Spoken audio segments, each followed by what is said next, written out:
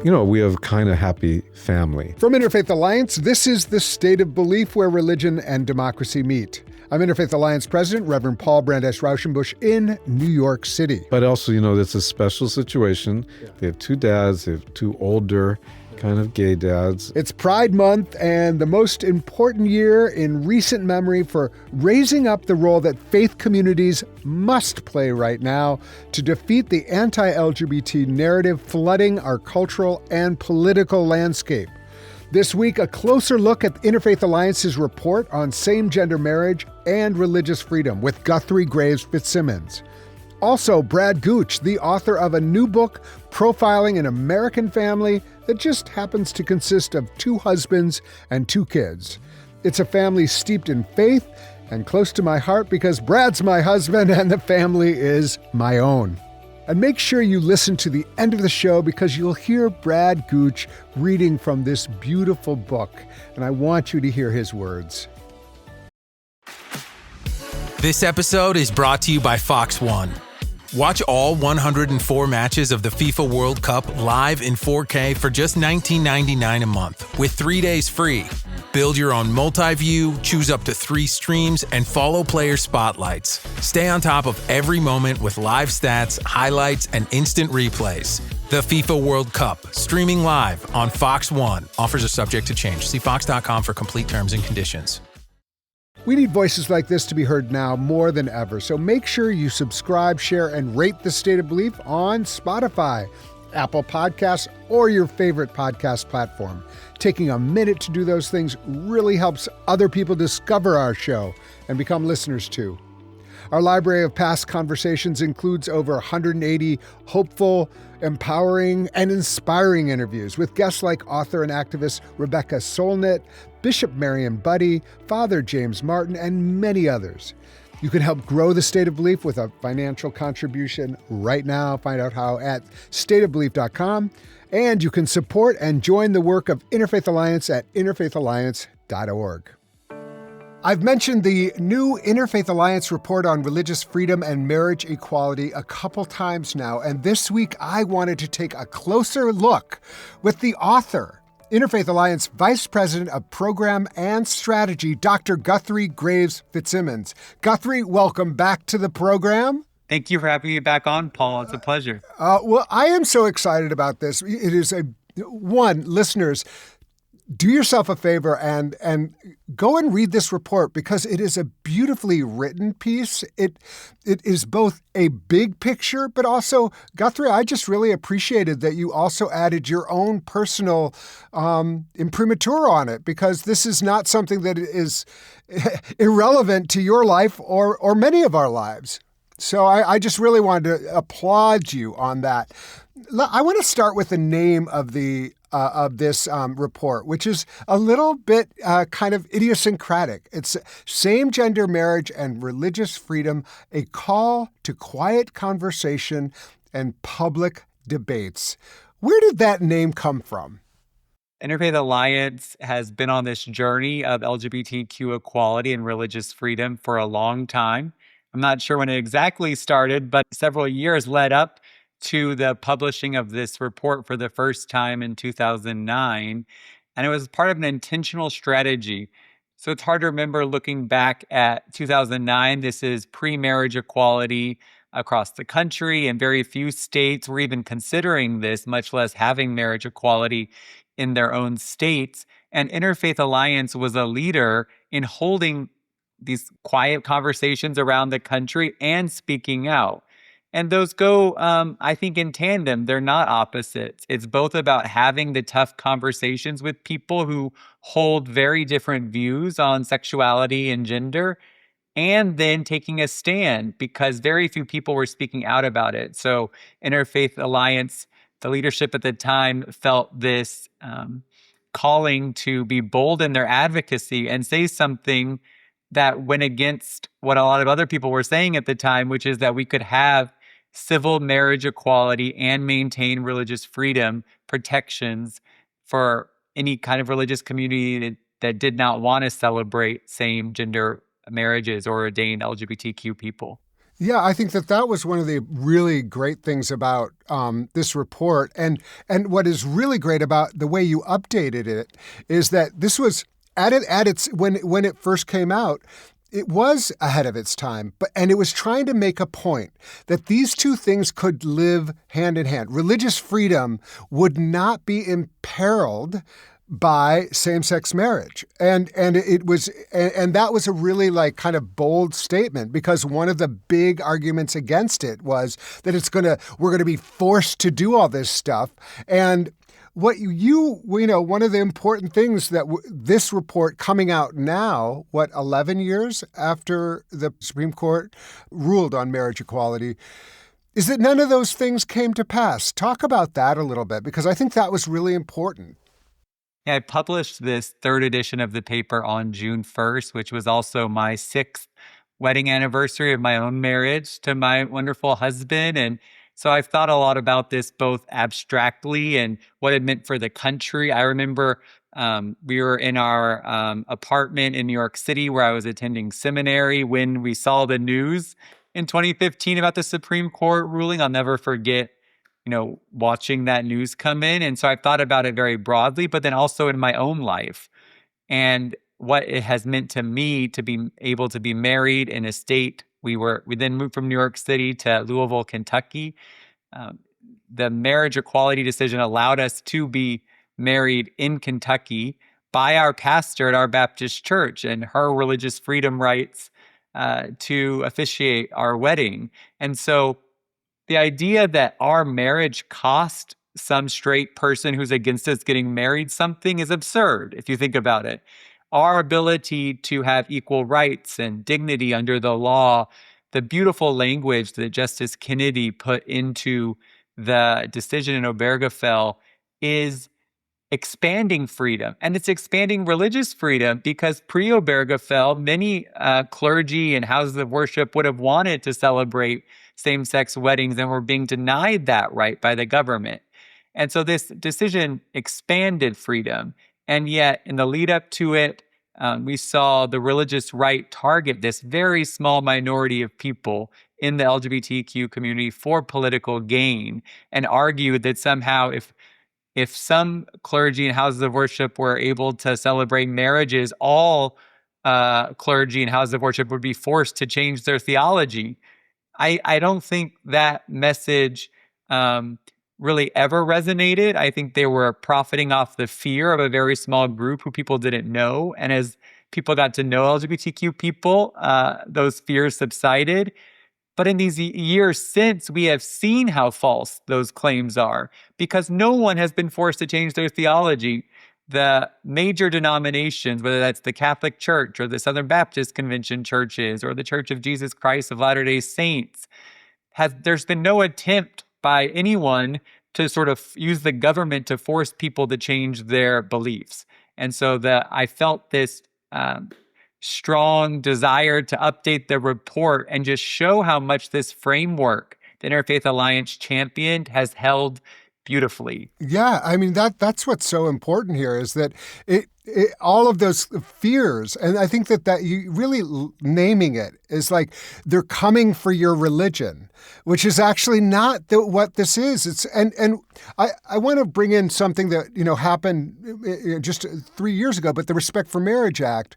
One of the things that Interfaith Alliance was really involved in was creating a letter that said the Respect for Marriage Act will not infringe on the religious liberties of anyone who does not want to have gay marriage, and that we keep on hammering this home, that this is not, the truth is that it's not going to take away your rights. You are not going to be forced to have a gay marriage in any church that does not want to, marry gay people, or same gender people. But one of the interesting things that is true is that the majority of religious people in America now support LGBTQ equality largely, and even more with same-gender marriage. But, part of the reality of this report is it's coming out just as support for same-sex marriage or same-gender marriage is going down specifically in more conservative circles. And so I think in some ways this message of fear or, kind of retaliating against same-sex couples or something like that. I don't know what, it feels important to talk about this right now because it does seem like there's some erosion of support of people who would have supported it just a few years ago. Sure, and the support we should, and the decline of support we should place in a broader context of civil and human rights. Right. President Obama beautifully talked about from Seneca Falls to Selma to Stonewall, the advance of greater civil and human rights for all Americans, for all women, for all people of color, for the LGBTQ community, this expansion of human flourishing and equality under the law across all of those movements has been rolled back by the Trump administration. Right. So it's a broader gutting of civil rights and specifically Obergefell, but also the real fears around gutting Obergefell followed the gutting and the repeal of Roe v. Wade. Right. And now we've seen the attacks on the Voting Rights Act. Right. So it's part of a larger pattern of a angry white male radicalized movement on the right that drapes Christianity over their regressive policy priorities, trying to roll back all of these advances we've had in our democratic society. And it's concerning, but it's certainly not reflective of where the majority of Americans and religious Americans are. It's so helpful to keep it in context. Like, this is not just about LGBTQ equality. This is a broad movement of the opportunity for America to progress where everybody enjoys rights. And, one of the things I just think we can't say enough is what we're saying is that, and this goes for abortion, it goes for LGBTQ equality, it goes for all sorts of things, is that no one has the right to force the rest of us to believe this. And I think that's where the religious freedom argument is actually on our side. Because we are not telling them you have to get gay married. I don't care if anybody gets gay married, except for those people who want to get. I mean, I'm using that term loosely, but but the idea is that the people who want to impose their religion on the rest of us is this broad white Christian nationalist agenda that is saying like, oh no, too many rights. You're too free. We're going to tell you how to be. And they're using religion as a weapon. And I think what this report is trying to push back on that in a really actually kind of a way that has a lot of integrity, that speaks directly into the issue of religious freedom and says, no, we actually are on your side if you really believe religious freedom is for everyone. And I think that's what you did so beautifully in this report. For those people who are going to go and read this report, and you can find it on our website, and just all you have to do is put into a search engine same-gender marriage and religious freedom. It'll take you right there, where the first thing that comes up. What is the one thing that you want to make sure that people from all sides of the political spectrum will find in this report? I hope everyone, no matter what they believe and what they believe their faith tradition teaches about human sexuality and gender and marriage and these big questions of religion and family life, they will find that we can live together in this democracy together, and we don't have to buy into zero-sum thinking. I've been working in religion and politics for now more than 15 years, and I've worked with so many people who disagree theologically with my right to be married to another man. And we found common ground on different things. And we've talked about how we can live together with non-discrimination protections that allow for LGBTQ people to be free from discrimination in in employment and housing and different aspects of our lives, and not face the threat of violence for who we are. And respect that there's a range of theological beliefs, and we can do that together. That is the story I wanted to communicate in this report. I think it's the story that Interfaith Alliance has been putting out there now for 2 decades, and we've been consistent. The principles in this report are the same principles. I think some of our friends against trying to overturn marriage equality are not as consistent in their belief in religious freedom objections. There was not this argument to allow progressive pastors to do weddings when marriage equality wasn't the law. But Interfaith Alliance has been consistent. And we're going to continue to work with all people, with affirming faith traditions, with secular partners, with non-affirming organizations to say it is possible. We're not trying to change you. I don't wish a gay person be converted to have to live in a straight marriage, and I don't want a straight person to be converted to be forced to be in a gay marriage. We're not trying to coerce anybody here. We can live peaceably together where all of our rights are protected. Yeah, and not even coercing them to believe anything different, but to actually acknowledge that we each have rights in this country. You say something like, I just want to read these two sentences, which I think you put together so beautifully. 10 years of lived experience have shown that equality and religious freedom are not opposing forces. They are mutually reinforcing when properly understood. And I think that's exactly, just elegantly said. I want to thank you so much for all the work that you put into this report. It is a huge contribution to kind of this history of religious freedom and same-gender marriage, which is going to be ongoing. And but it's all of our history and it's all of our movement. So thank you very much to Dr. Guthrie Graves Fitzsimmons of Interfaith Alliance for all your contributions to this wonderful work. I'm glad we could do this. Up next, Brad Gooch, author of the new book, Good Morning Moon, A Snapshot of an American Family. You are going to want to listen to this conversation. You can hear full episodes of The State of Belief anytime on our website at stateofbelief.com. You'll also find links to topics we discussed this week, as well as transcripts and more. And you can also tell Alexa, Gemini, and Siri to play the podcast, The State of Belief, on any enabled device. Make sure you subscribe, share, and rate The State of Belief on Spotify, Apple Podcasts, or your favorite podcast platform. You're listening to The State of Belief, where religion and democracy meet.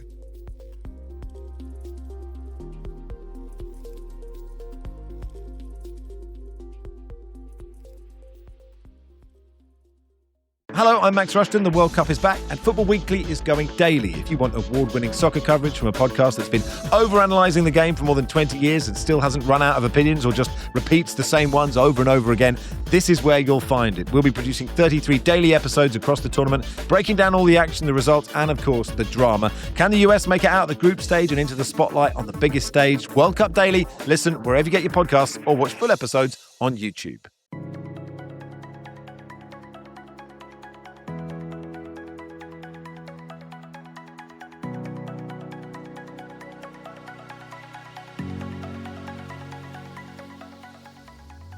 Welcome back to The State of Belief. I'm Interfaith Alliance President, Reverend Paul Brandeis Raushenbush.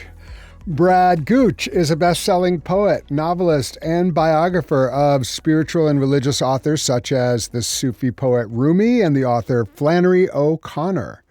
He's also my husband and the author of a new book titled Good Morning Moon, A Snapshot of an American Family. The family happens to be ours. The book is part memoir, part mystery, and a profile of the way many of us have been living, particularly since marriage equality has become law of the land. As people around the world celebrate Pride Month, I'm really happy to be able to share this conversation with you today. So, Brad Gooch, welcome back to The State of Belief. Thank you, Paul. Good to see you, as always, 24/7. 24/7. Oh, my God, we're starting off already with the dirge. Not escapable. So you have been on this show before. Before I arrived, you had a conversation, I think, with Welton Gaddy about your book, Rumi.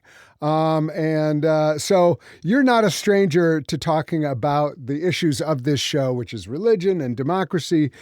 Today, we're going to have a conversation about how that translates into, the life of a same-gender marriage family with children in this moment in 2026, which has both incredible promise, but also feels a little bit perilous as we celebrate Pride Month. So welcome to the show, and let's just start by with your own kind of interpretation of what was the genesis of this book, Good Morning Moon?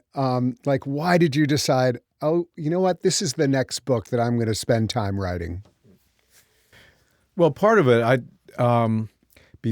previously in life, I'm not a dutiful diary keeper, but there are certain moments when I've kept journals when life sort of got up to the pace of fiction. I mean, when things became intense and I was really wanting to record them, record the vividness, work out the feelings around them.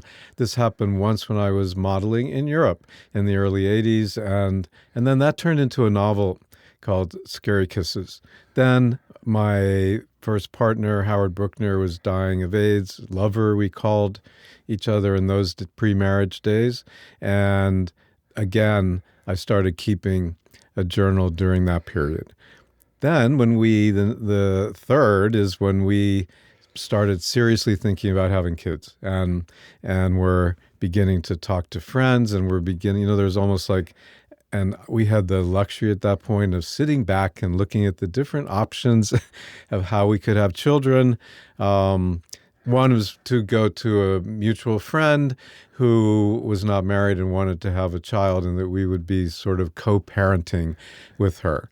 Then another was a lesbian woman who would carry the sperm of a gay man, and that was a pretty common route in the 90s, I think. And finally, when we were actually having tea and crumpets with our lesbian friend, who I expected to present us with a list of women in Brooklyn who were looking for gay men to have children with, she said, well, why don't you two do this together? It would be a great project for you.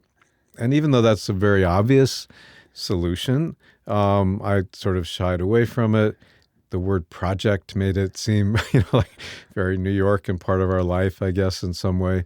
But then, that actually caught fire, moving forward to have children together, which also then took a lot of exploring and discovery. A lot. And we did a lot of exploring and discovery. But let's go back. I mean, you're from Wilkes-Barre, Pennsylvania. Your grandparents were both miners. Your parents were very like kind of a 50s Republican, almost like out of some movie. And then you got to New York. Why don't you tell us a little bit about like what it meant to like be a gay kid in Wilkes-Barre, Pennsylvania, and then decide to come to New York almost because it was like a place of radical exploration. And you came to Columbia, right?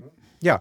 I mean, growing up in Wilkes-Barre in the 50s and 60s was, there was the extreme of don't ask, don't tell, I suppose I would say. I mean, it wasn't repression in any overt sense. It was just nothing was ever talked about.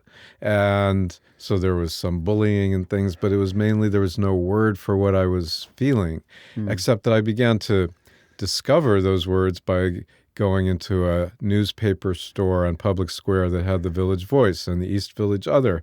And I discovered Goldstein's Deli with the New York Times. And then you would start, if you were eagle-eyed little kid, you would start coming across ads for gay films in the Village Voice, for instance. So that this was part of what was the siren call, to come to New York City, was meeting other kids who were off in the way I was off, and Well, and part of the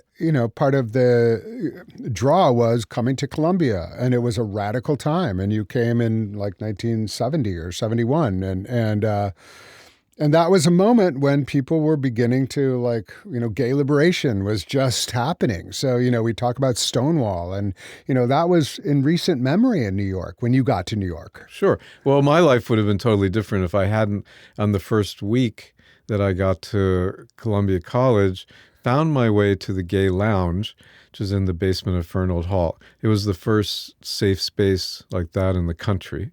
And there was like 10 of us guys at that point. Columbia was all boys. Yeah. But every so often someone like W.H. Auden would come visit, and there were also gay dances in Earl Hall every month. So there was a and we had our version of politics, since there was a lot going on at Columbia at that point. There had been Vietnam, there was now Cambodia. We were taking over buildings.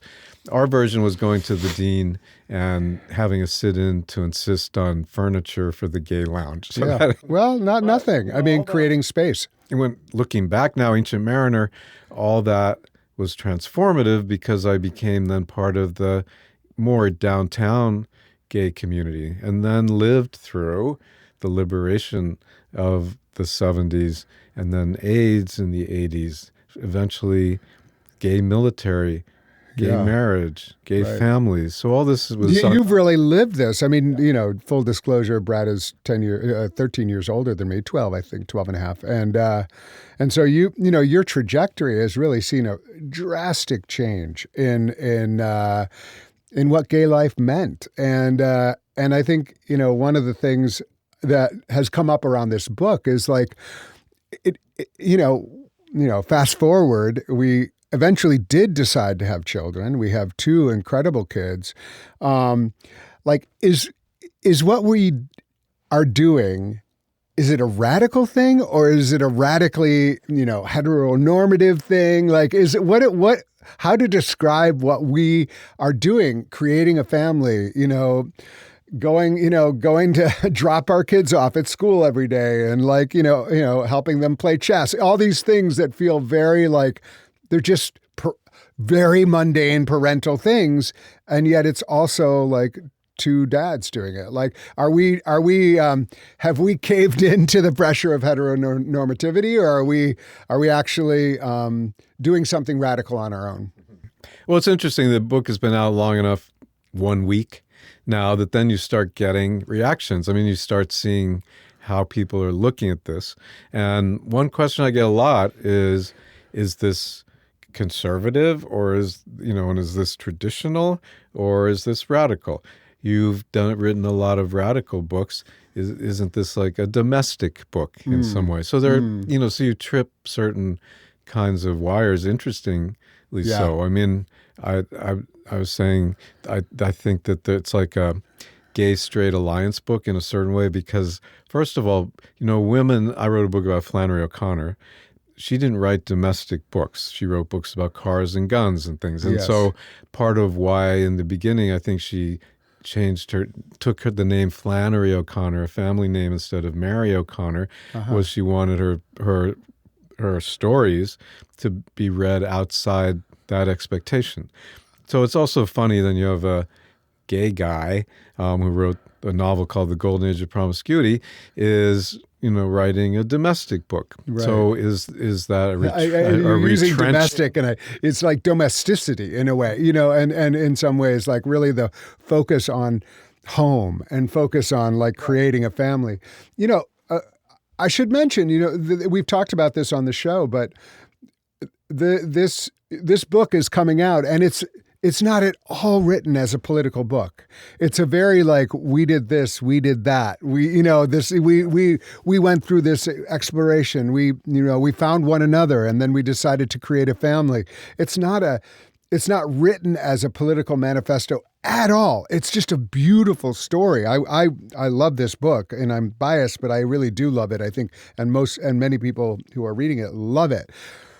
But in the context of today, and I do want to just bring that in, support for same-sex marriage, after rising continuously for years, has seen this precipitous decline, specifically in the Republican Party, I should say. It has not at all leveled off or gone down among independents or Democrats, or, it's still high, but it is a little bit, we're in a moment where all of a sudden we're looking around, and people are like declaring that they have targeted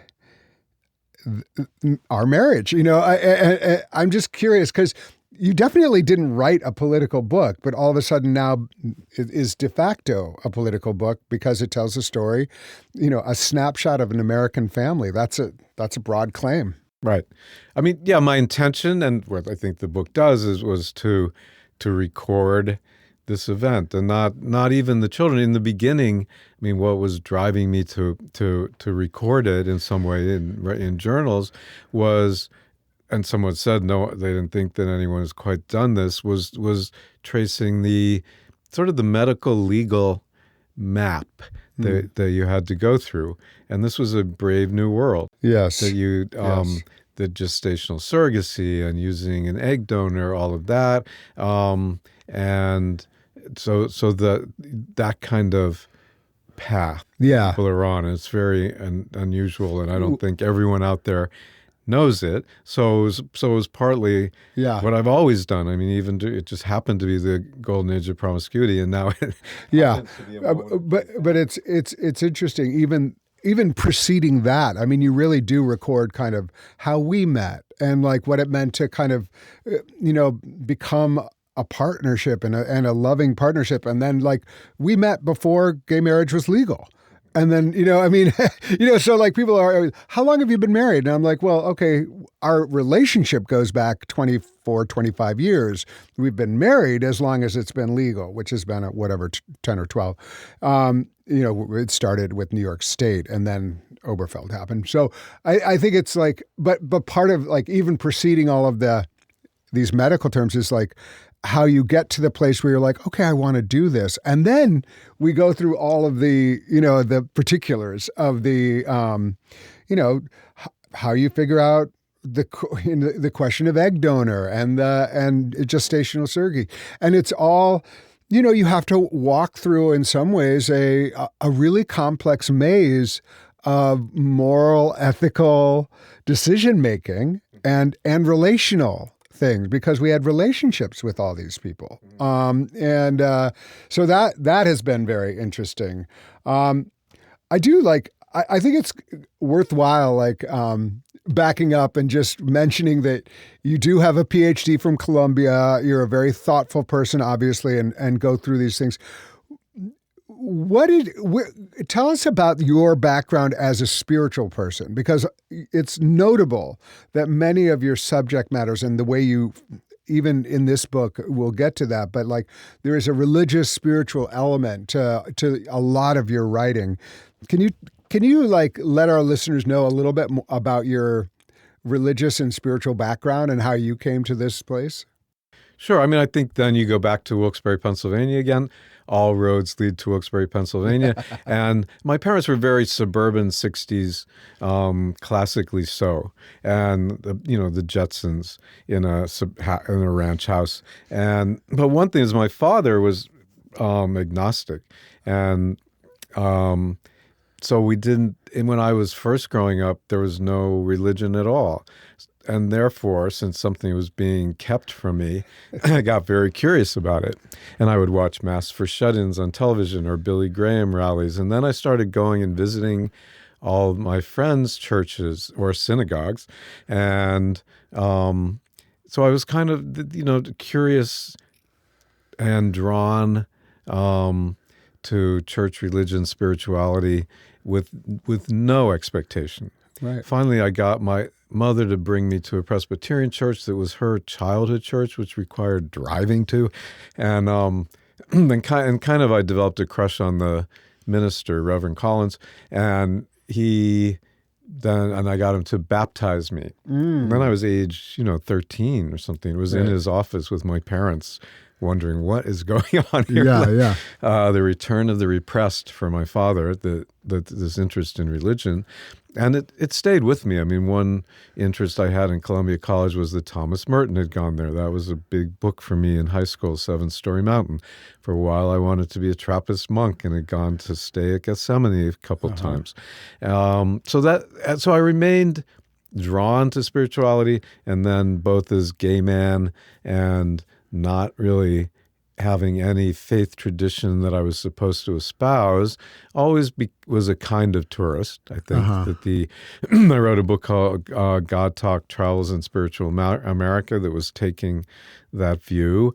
I would always write essays, and I became, I had a spiritual father at the Episcopal Church and became Episcopalian. Yeah. I wrote about Rumi. And well, also your PhD was around like the connection between the sermons of Lancelot Andrewes and T.S. Eliot. So yeah, I mean, like that's very interesting. I mean, so all of that is like, I mean, I think that's, you know, a deep interest in spirituality, but also, you know, being gay and being part of a radical gay tradition. It's always been a little bit push-pull. But one of the reasons, you know, when we first started dating, you were attending St. Luke's in the Field, and that was one of the churches that had done AIDS funerals, right? You know what I mean? And so that had been a place where, you know, Episcopal Church was a place where people who were dying of AIDS in a very pivotal moment in New York. Now, I can't speak for every Episcopal church, but like St. John the Divine, you know, we wrote a book about Keith Haring. They had a memorial service there. And so we actually attended Episcopal Church. You know what I mean? Like that was a big part of our like family life. And we got married by an Episcopal priest who had actually been a seminary friend of mine, Mary Folk, Mother Mary Folk. And so, you know, it has been a part of your life, has been religion. And I'm just curious, like, so we, you know, our two sons, Walter and Glenn, were born, and the book is beautiful because you give each of them like a section. You really go deep. The book is just the first kind of 5 to 7 years of their life. You know, we've kind of closed it now. But it is like, you know, talk to me in kind of spiritual terms about like what it felt to be writing about these lives that, you know, we with these women and with the technology and all of our friends and family created. Like, how do you understand that as a spiritual person and as someone who is like deeply kind of submerged in kind of religion and spirituality? Well, I felt that there wasn't, I don't know how much true understanding you could have of birth and having children without some spiritual frame in some way for it. And because you were always hitting the boundaries of language and you know, religion and poetry have always explored that territory. So I just remember watching the transfer of the embryo into the surrogate, and there was all, you know, it was on a screen that was like very outer space kind of looking screen where you're watching this little bit of light go across and land, basically. I mean, those moments you're aware of God or a larger dimension in some way. I mean, and religion. Yeah, it's like Genesis in a way. Like, you know, I mean, it really felt 2001: A Space Odyssey. Yeah, both together. Yeah. And also, I'm thinking in terms of writing about the kids that there's a lot that I go to that context sometimes. Especially, I think our firstborn Walter was born while I was writing this book on Rumi, and they were sort of reverberating. And then I had someone at a state university where I was teaching, was a philosophy professor and a Tibetan Buddhist, and she said at some point, and you know, don't ever tell anyone this, but I feel there's something about, you know, the boy who's about to be born and the spirit of Rumi in some way, right? Which I've told everyone since she said that, but you know. Note to self: never tell Brad to not tell anyone. So Rumi's poetry, yeah, all that definitely was something that I went to, and then children's literature also. To me, I could see the same kind of aspect, even in something like Goodnight Moon, which is the basis of my title, Good Morning Moon. The moon, the surrealism of it all. These were very, very, to me, sort of spiritual emotions and references. Yeah. Well, what was interesting that I hadn't really put together is like, and I think any parent or aunt or uncle or any sort of person who's ever read these books, you realize, oh, these are really, the kind of good night moon, in the night kitchen. There's so many of these children's books that feels so spiritual, right. And also, like, something that you point out in the book is that often the parental figure is not like a mom and a dad who are doing this, and there's so many different, like in Good Night Moon, it's like a grandmother rabbit, and there's just, there's often the sense of a child interacting with a mystical world, right. And that takes them outside of a normal, quote unquote, day-to-day existence, but even like where the wild things are. It seems like there's only a single mom in the picture, and then the Max goes off. So it's interesting to this children's literature about the mysticism of it, and of course the spirituality of it, and we talk about that Walter's first word was moon. Because he could always spot the moon. Even during the daytime, he spotted the moon before, and we would say, oh, no, there's no moon. And then we'd look up and go, oh, there's a moon. You're right. Also, a lot of these writers were gay. Maurice Sendak was gay, and who wrote In the Night Kitchen, and Margaret Weiss Brown, who wrote Good Night Moon. So that's also interesting. That is fascinating. Kids literature. Yeah. I think that, both Glenn and Walter, they're so different. So like, what has been the big reveal for you? We've talked about this where, like, I'm the youngest of 4 kids. You're the only child. Like, we had never seen children grow up. Mm-hmm. And, so it just the revealing of, like, people growing, people learning. What has been the big reveal for you? Well, first is, I think, trying to find the references, I guess. I remember so this isn't the big reveal, it's the little reveal, but my agent said to me, this was before I was actually writing, but she said, it's interesting when you talk about children, it's like no one else. In terms of how you're seeing it. And so I remember like thinking of the Warhol film Empire, where it's 12 hours just on that skyscraper with little changes of light. And that to me was what those first 4 or 6 months of having a baby was. So it's like something that I always thought looked pretty boring from the outside and becomes completely mesmerizing by each little, like, now they're rolling over. So that was part of it. I think, my big takeaway, in a sense, was my first takeaway, which was when we saw our firstborn being born, and I just looked into his little eyes and thought, I know this guy in some way. There was almost an intact personality. And then our second child, Glenn, was born, and there was a very different intact personality.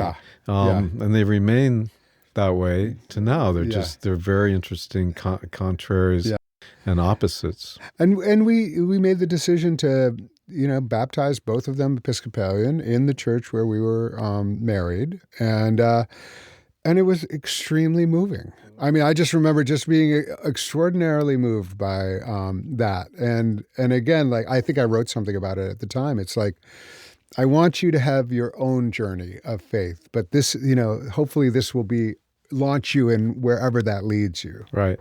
We're asking about religion and spirituality. I think the closest to my resonance with that is the way that they approach religion and spirituality. So Walter, I remember we went to Grace Cathedral in San Francisco, and there was the Keith Haring triptych altar. And at a certain point, And you had just written a book about Keith Haring. there was Keith was emphasis very- on that chapel. And then I walked out, and then I realized I could see Walter kneeling in front of it and having, not even a traditional, he wasn't reciting prayers, I don't think, but he was having this moment, right, and feeling that. And one night, then Glenn was talking to me about talking to God, and that he talks to God. What does he mean by that? I don't know. But that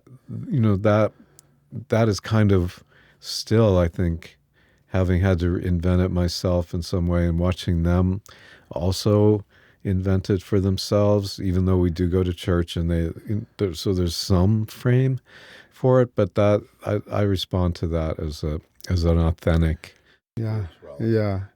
Well, one of the reveals of the book actually happened as a surprise to both of us, and especially to you, is that you gave me 23andMe, and I decided I wasn't so eager to do that. But then you took it, and you got some results that were surprising.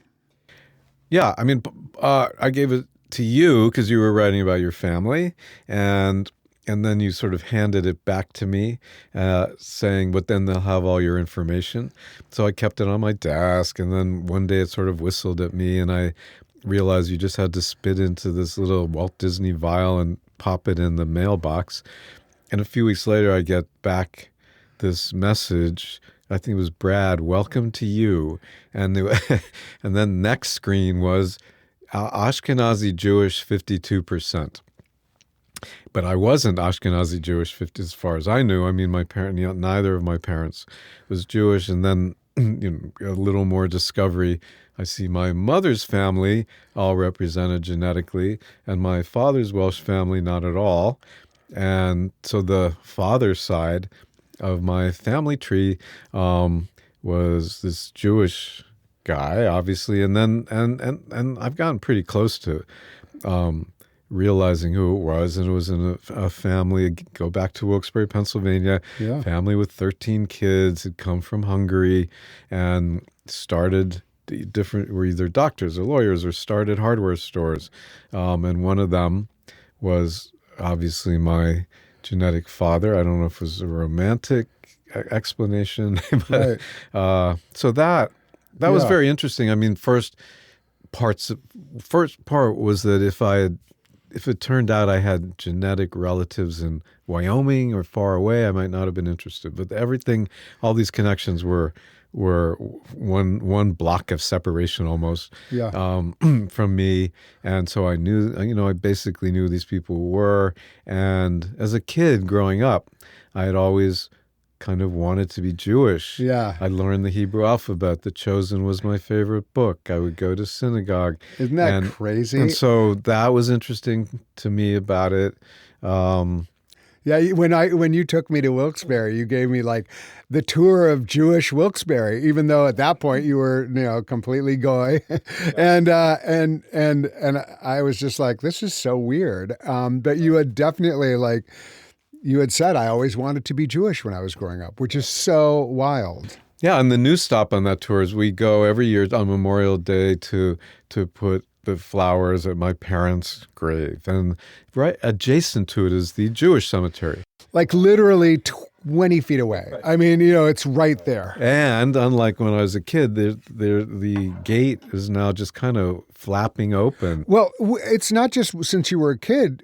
It has never been unlocked until the year that you found out that you were part Jewish. And we've gone there many times to you basically clean the grave, you plant flowers. It's on Memorial Day. It's like a tradition. And I just decided we were going to honor that tradition. And we're going to go back, and also for the kids to know they had grandparents in Wilkes-Barre. And then the year you find this thing out, the gate is open. I've considered that a little bit of a mystical moment. Sure. And then, and also then pretty close then start turning up these tombstones of the family that was the family. Yeah. And then the patriarchs of the family. And then going down a little bit, I eventually discovered there was kind of three candidates to be my father, all handsome brothers of this family, none of whom married, all because they had non-Jewish girlfriends. They were Orthodox and they couldn't marry them. Right. And one of those probably was my mom.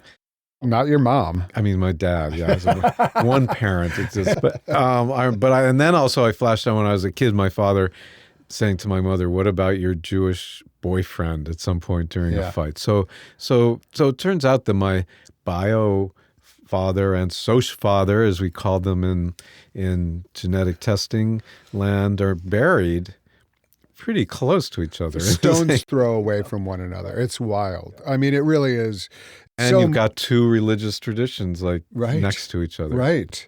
I mean, people have always asked me did it totally shatter Brad's worldview? And I'm like, no, he's not that kind of guy. I mean, you're old enough that this isn't a shattering moment, but it is an enlarging moment. It does, it expands your understanding. But one of the really moving parts of the book is you reflecting on your, I guess we call him a soch father, but the father that raised you. Mm-hmm. And you had always felt somewhat estranged from him. That was how I was, you explained to him to me before I ever met him, that there had always been a kind of a distance between you or some sort of tension. And yet all of this kind of actually had a really beautiful effect on you. Mm-hmm. Yeah. And I'm not alone. I've discovered in the 7 days since the book was published, someone came up to me after a talk and was saying they had a friend and the same thing happened. Uh-huh. I mean, that they had a father who they were awkward with, and then it turns out it wasn't really their father. And working through all that, they came to a kind of understanding and empathy with their soch father, the father who brought them up. And I went through this same, it took a while, a year or two, but I began to realize that that my father had been there. I don't know how much he knew and when he knew it or if ever, but he certainly sensed it, I think, and he had stuck with us and had these kinds of resources which helped us have children.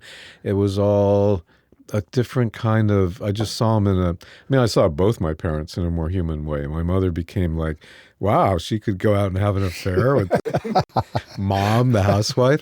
But similarly with my father, that he became human and how he was and it explained too the kind of distance between us. And then that kind of the opposite of what I would have thought happened, reconciliation really with my father, and the burning away of all those feelings and emotions also somehow made me a better father. I mean, I think it was a kind of heart-melting sort of experience to go through.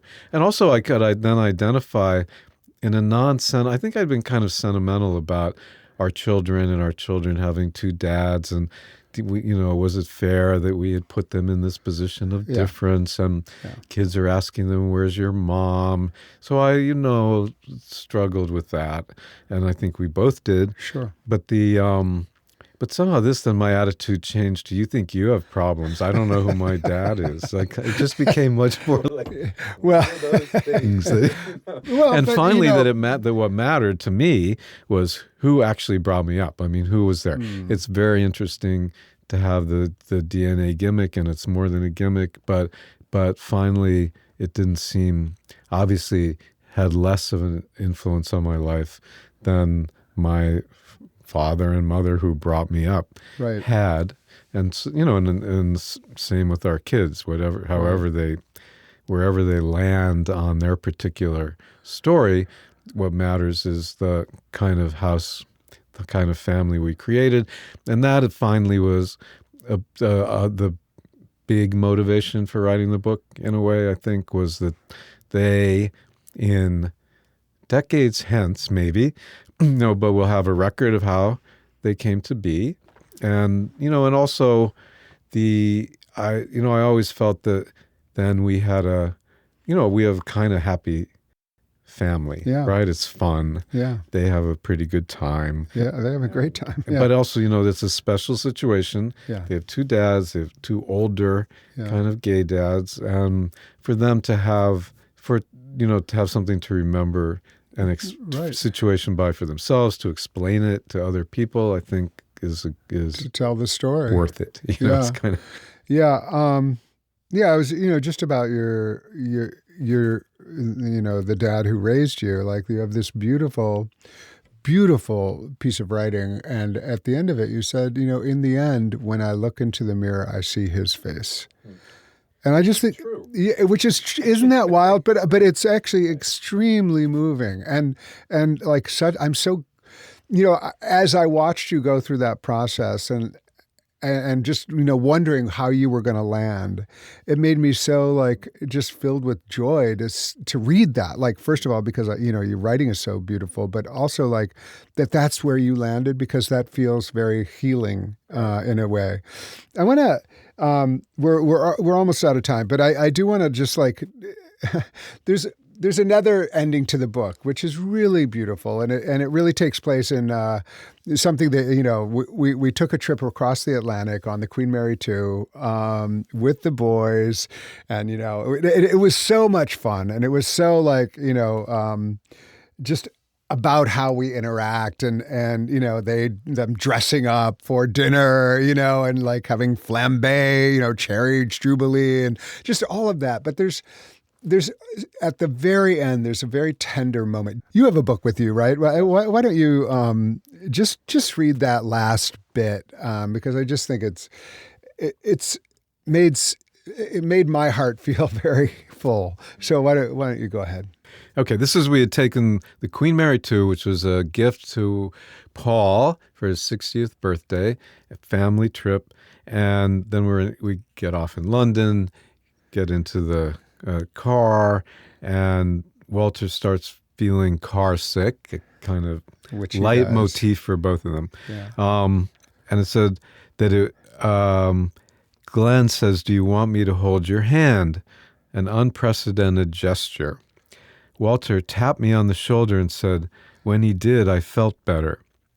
I looked back to catch Glenn's soft hand stroking the back of his brother's hand. There they were, Walter and Glenn, in the back seat, doctoring together the script of the rest of our lives. I think that's so beautiful. The whole book, and the book is available on audio, but also, you can find it anywhere. But I think that idea of like, these kids are going to be themselves. Like, we're going to do the best we can, like any parent. Like, that's the thing. Like at this stage, like we're just parenting our kids, right. And I think that, as we, celebrate Pride Month, and as we think about like the future of same gender families and how, how we're bringing up amazing kids, and kids who have, there's no difference, like there's like, we have lots of kids are going to have challenges just like in heterosexual couples, but we're bringing up amazing people, and that's like our life's work now. And what's interesting is like, it gives us both so much joy and headache and heartache, but joy. And I think that that's like what I'd like to kind of think about in the end is like, maybe you can pinpoint a moment of joy, and we can stop there for bringing up kids. And by the way, like, I hope listeners, you are recognizing we are, our kids are going, they're going through it. They're going to school and doing well, and then not doing well, all the things, but it is like an extraordinary thing that nothing for me has been as interesting.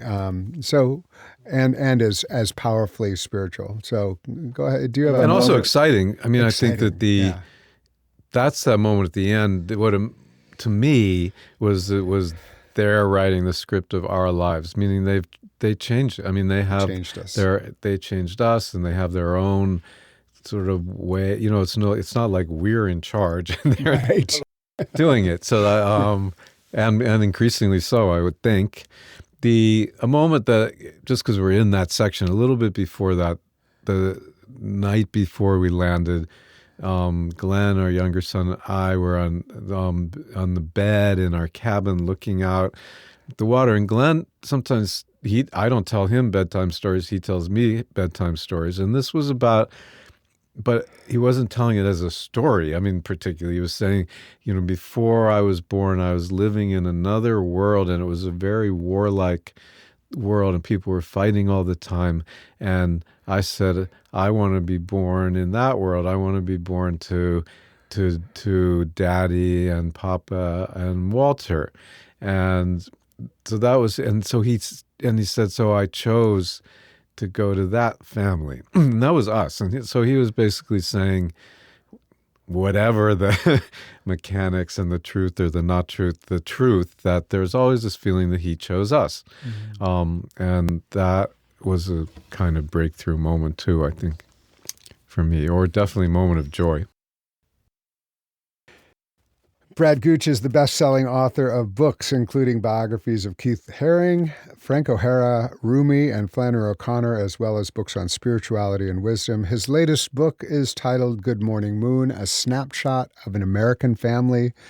Brad, thanks for the beautiful way you tell our story. And thank you for being with us again on The State of Belief. Thanks for inviting me, and see you at home pretty soon. Yeah. Before we go, I want to make sure that you know about our training platform, because everyone right now has something to learn about how to show up for our democracy. Interfaith Alliance is dedicated to training as many people as possible in 2026. We've already trained close to 30,000 people, and you could be next. And a lot of our trainings are asynchronistic, meaning they are available when you are available. Please go to interfaithalliance.org/training to see all of the different kinds of trainings that you can do. I even did one of them, which was for how to talk to the media about what you're doing. If you're going out and showing up and holding up signs and letting your opinion be known, you can learn how to let the media know and how they can tell your story to help amplify anything you are doing. So again, go to interfaithalliance.org/training to see all the trainings that are available to you. And we want to make sure that you feel trained up, prepared, and fully able to show up in the way you need to and the way our democracy needs you to do it. Who do you know who would get a lot out of hearing this conversation? Please share The State of Belief with them, and be sure to subscribe to The State of Belief on Spotify, Apple Podcasts, or your favorite podcast platform. We need your help to continue growing The State of Belief, so please make a financial contribution today at stateofbelief.com. That's stateofbelief.com. The views and opinions expressed on this program do not necessarily reflect those of Religion News Service or Religion News Foundation. The State of Belief is produced by Ray Kirstein and is a production of Interfaith Alliance. Become a member today at interfaithalliance.org. And be sure to join us next week. I can't wait. Until then, I'm Paul Brandeis Raushenbush on The State of Belief, where religion and democracy meet.